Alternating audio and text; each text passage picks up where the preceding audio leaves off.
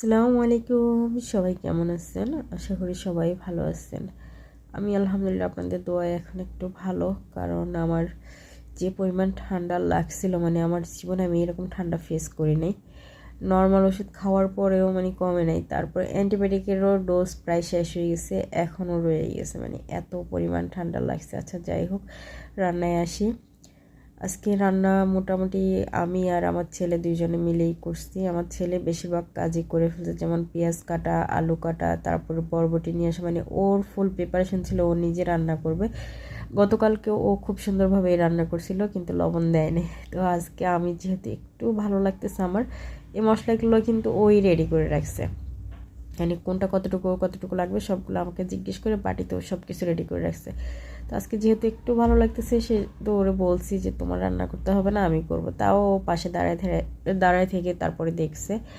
তো এইখানে আলু বরবটি এগুলো সব ও কুটে ছিলে, মানে ধুয়ে রাখছে আর কি। সব কিছু একদম 3 পিস মাছ নিয়েছে। ওর মাছ নেওয়া দেখে আমি মনে মনে ভাবতেছি, যেমন বাবা তেমন ছেলে, বাবা যেরকম হিসাবে ছেলে ওরকম হিসাবে। তো 3 পিসে তো আর হবে না, কারণ 2 বেলা 3 জন মানুষ খাবো, তো 2 বেলায় অন্তত পক্ষে 6 পিস লাগবে। ও আমাকে অবশ্যই জিজ্ঞেসও করছিল যে আম্মু কয় পিস মাছ নিব। তো আমি ওইখান থেকে 6 পিস বলছি, ও হয়তো শোনে নাই, ও 3 পিস নিয়ে নিছে। ও ভাবছে হয়তো সেহরিতে খাবো সেজন্য। তো আমরা আবার ইফতারের পরে খাবার খাই।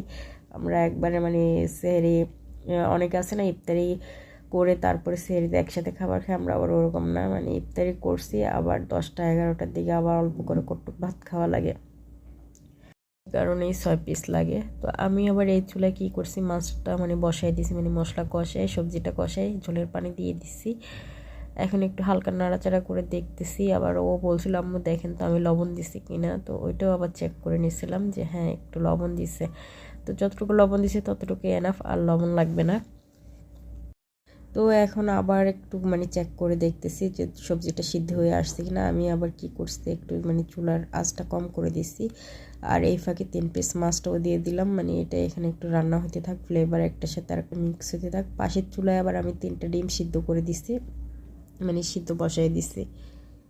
আবারে বাবা কি ভয়েস ওভার দিব আমি, কারণ আমি ভয়েস ওভার দিতে গেলেই আমার কাশি আসতেছে, আমি ভয়েস ওভার ঠিক মতো দিতে পারতেছি না এবার। মানে প্রথমে আসলো জ্বর, তারপরে ঠান্ডা ঠান্ডা লাগছে, ঠান্ডার মেডিসিন খাই আমি কুলাইতে পারতেছি না। তারপরে কালকে দেখি যে আমার দাঁতে ব্যথা শুরু হয়েছে, মানে আমাকে কোনো দিক দিয়ে আর বাদ রাখতেছে না অ্যাটাক করা, মানে সব দিক থেকে আমাকে অ্যাটাক করতেছে। এখন ঠান্ডা যাচ্ছে যাচ্ছে প্রায়, এখন আবার কাশি শুরু হয়েছে।